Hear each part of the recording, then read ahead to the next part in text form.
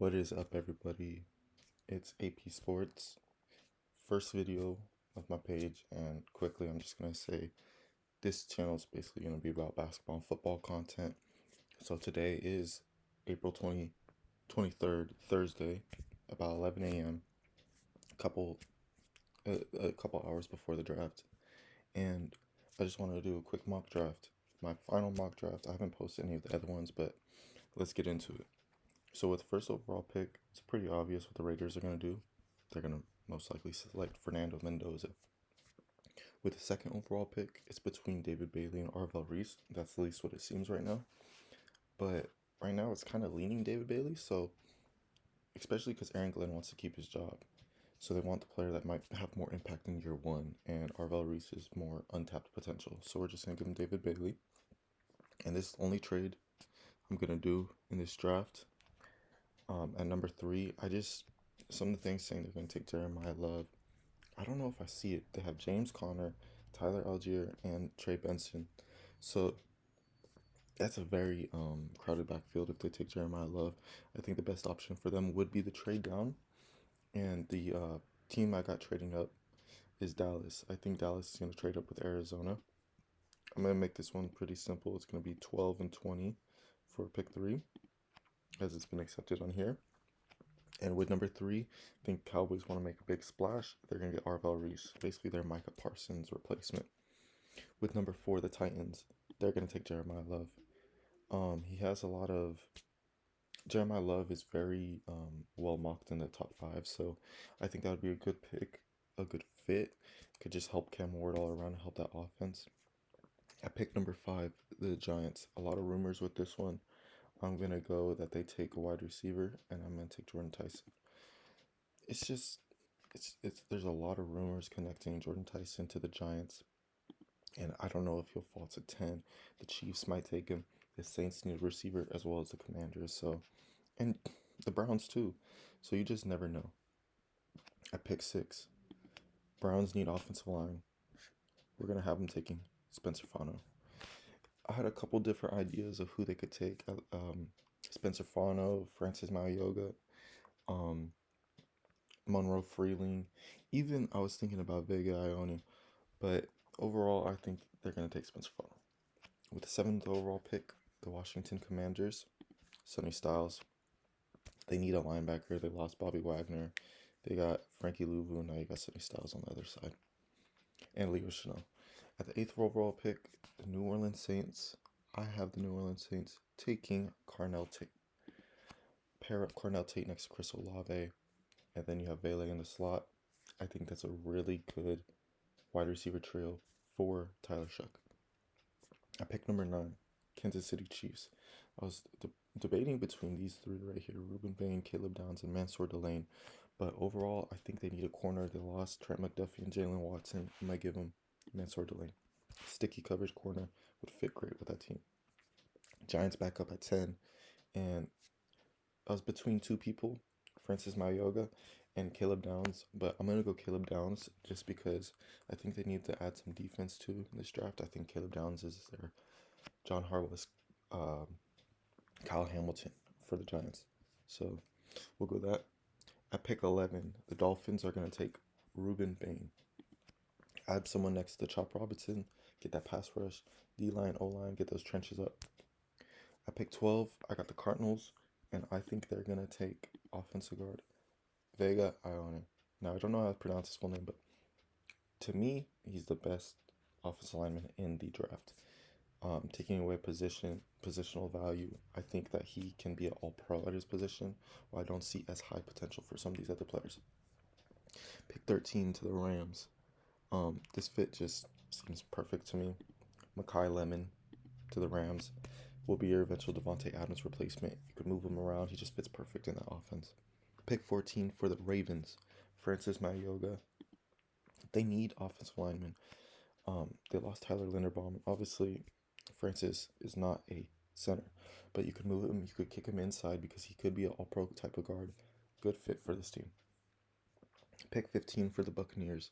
I have the Buccaneers selecting tight end Kenyon Sadiq. Him and Kate Opp Cade Otton is not enough of a reason as to why they would not take Kansas City. He's a great run blocker for for being a tight end, and he's a great vertical threat. I believe he ran under a 4.4 at the NFL Combine, so he would fit perfect for this team. They just lost Mike Evans. Go get yourself another receiver or help at the receiving position. Pick 16 for the Jets. I got them selecting Dylan Thieneman. Kind of have trouble pronouncing the name, but he's a really good safety. He would fit perfectly in that back end. They need safeties, so we're gonna go with Thieneman to the Jets. Pick 17.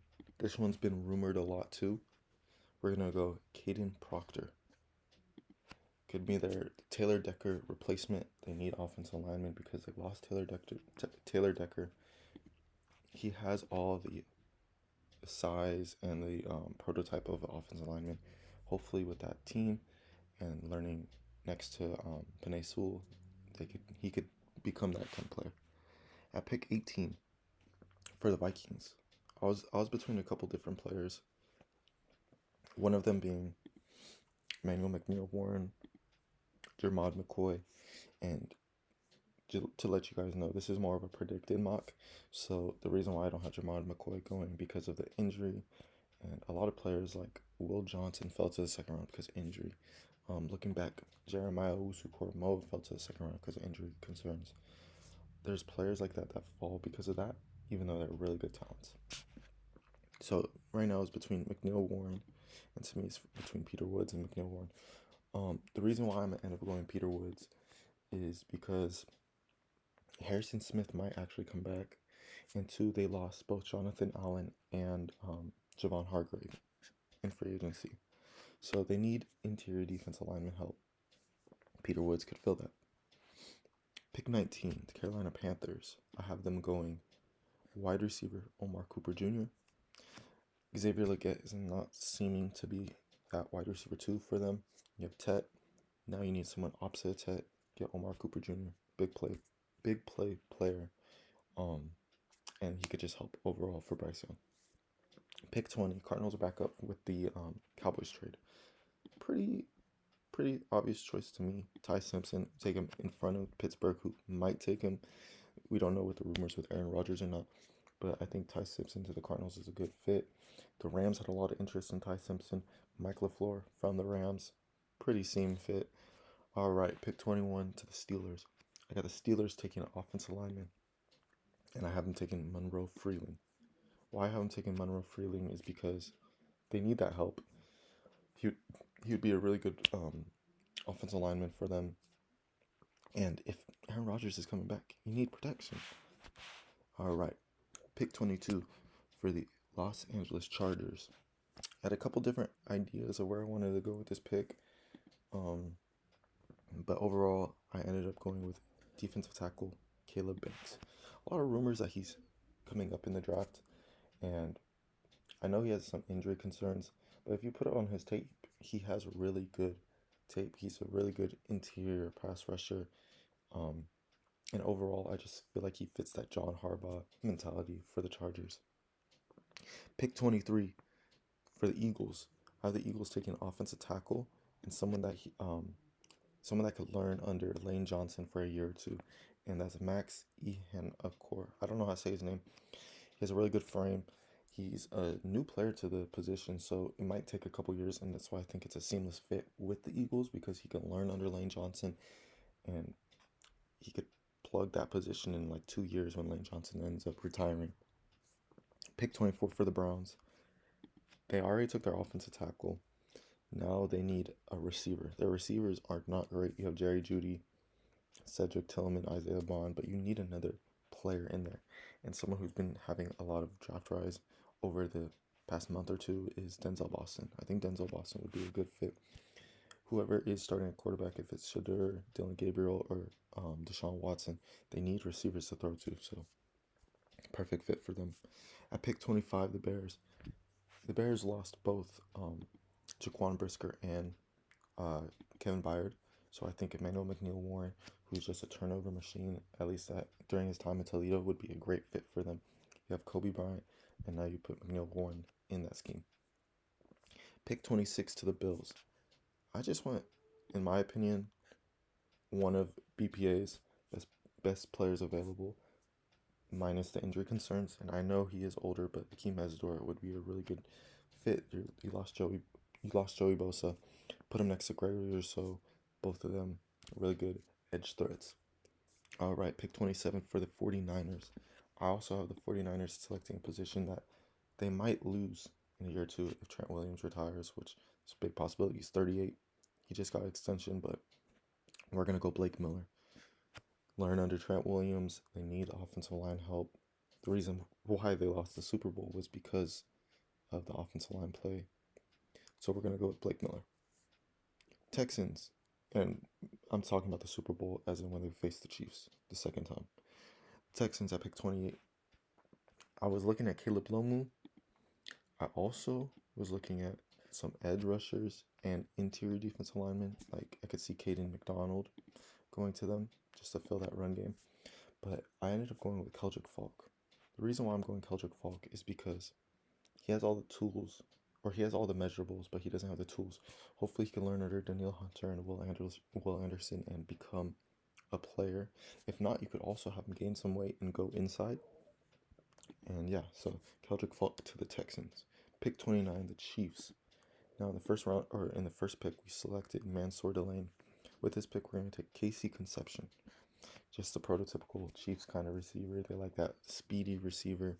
Has a lot of, he could become that Xavier Worthy type of player that they wanted. He also just adds another piece for them. So now you'd have Xavier Worthy, Rashee Rice, who's coming up on a contract year. You do need another receiver in there. Casey Conception would fit in pretty well with that. Pick 30, the Dolphins. Now, the Dolphins are in this rebuilding phase. We had them take Ruben Bain in the first, or with their first pick. With this pick, I think they could take someone who can afford to sit out a year.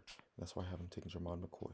They need corner help, but with this, you're getting a player that might potentially be one of the best corners in this draft. Him and Mansour Delane are neck and neck, but you're also giving him the chance to sit a year, recover from his injury.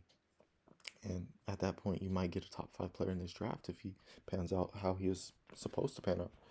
Pick 31 to the Patriots. I have the Patriots selecting an edge rusher by the name of Malachi Lawrence. He's had a lot of buzz for the end of the first round. I've heard a lot of buzz for Malachi Lawrence going to the 49ers and a couple other teams. So I think the Patriots need to get some more edge rushers. They just lost Caleb Von Chase onto the Commanders in free agency. I think this would be a good fit for them. And for the final pick in the first round, a lot of people have him going running back Jadarian Price. I don't know if I see just the Seahawks taking a running back. I think they're okay with Emmanuel Wilson and Zach Charbonnet coming back from injury. So I'm gonna give him one of my BPAs in the draft, Avion Terrell. They just lost Tariq Woolen. I think this would be a perfect fit for them. Overall, they do need another corner just because of that. It's not a big need, but I think that's definitely something that they could go with. And Avion Terrell looked like a really good player at Clemson, so I wouldn't blame him. So that's the first round mock draft. A couple hours before the draft, we'll see what we got right and wrong. And yeah, so thank you guys for tuning into this. I'm gonna continue to post more content. And yeah, subscribe and put a like, comment down what you guys think. Thank you guys. Peace out.